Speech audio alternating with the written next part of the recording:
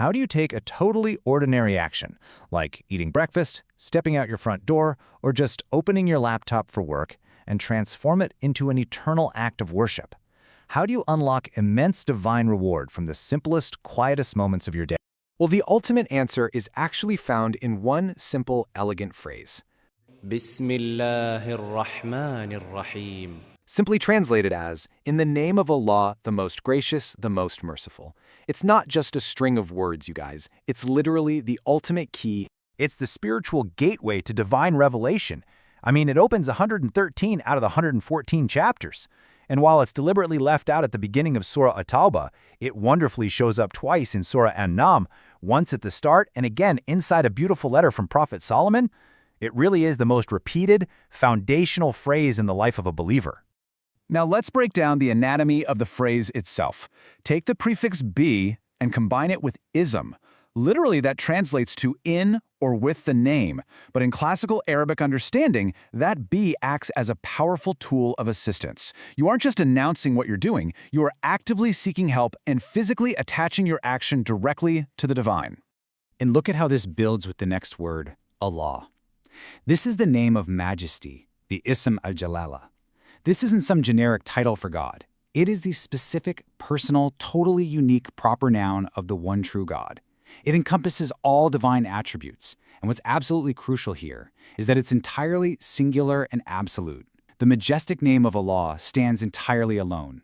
Invoking this name signifies seeking guidance from the absolute, ultimate authority. Okay, prepare yourself for one of the most beautiful secrets of classical Arabic rhetoric, the secret of the hidden verb. See, grammatically speaking, Bismillahir Rahmanir Rahim is actually an incomplete sentence. It just says, in the name of Allah, the most gracious, the most merciful, and then there's a pause. This omission is deliberate. It's brilliant. The hidden, implied verb is whatever permissible action you're about to do right then. I begin in the name of Allah. I read in the name of Allah. I eat in the name of Allah.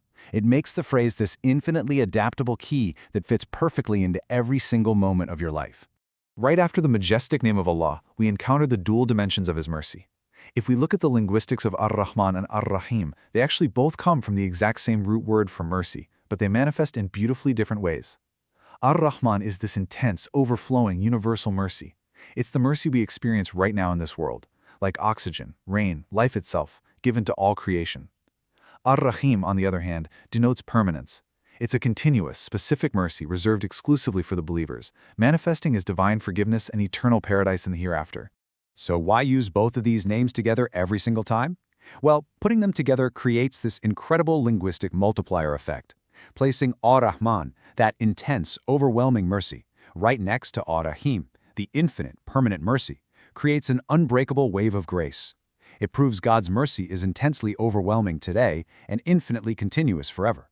The amazing takeaway here is that absolutely no aspect of divine mercy is left unaddressed.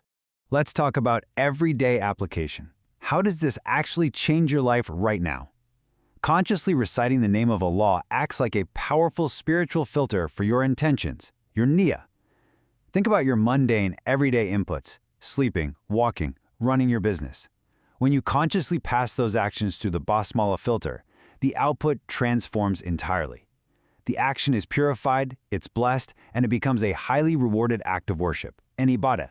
Let's walk through a typical day, from your morning routine to your midday tasks, straight through to dinner and the moment your head hits the pillow. The Prophet beautifully taught us a very clear, profound principle.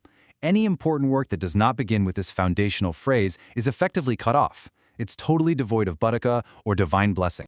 These moments actually connect into a continuous cycle of barakah. Think about it. In the morning, saying it as you wake up and leave the house invokes protection. At midday, before making wudu and starting work, it brings you focus and purity. In the evening, as you sit down to eat, it summons blessings on your sustenance. And at night, as you turn off the lights to sleep, it physically secures your home. It's an unbroken shield of light around your entire day. What's truly inspiring is how the Basmala elevates our daily etiquette, our sunnah. It takes basic physical human needs and just layers them with prophetic grace.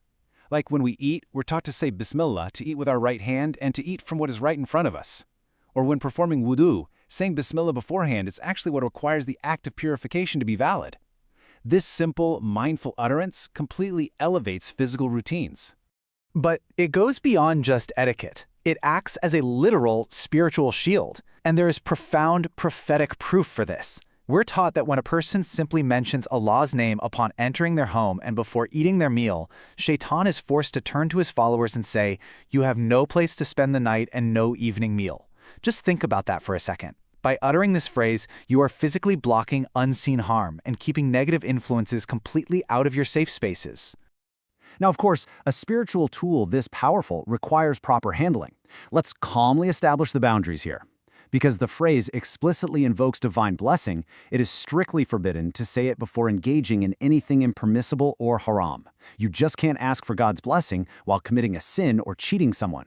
Furthermore, out of deep reverence for the majestic name of Allah, we have to respect our spaces by avoiding uttering the phrase aloud inside a bathroom.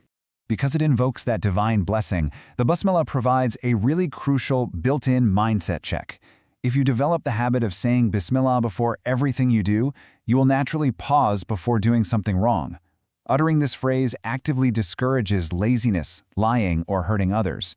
I mean, how could you possibly begin an action designed to harm someone else in the name of the most gracious, the most merciful? You simply can't. So the grand realization we're arriving at, really the core insight of our explainer today, is beautifully simple. The Basmala is not just a ritual utterance. It is a complete spiritual mindset.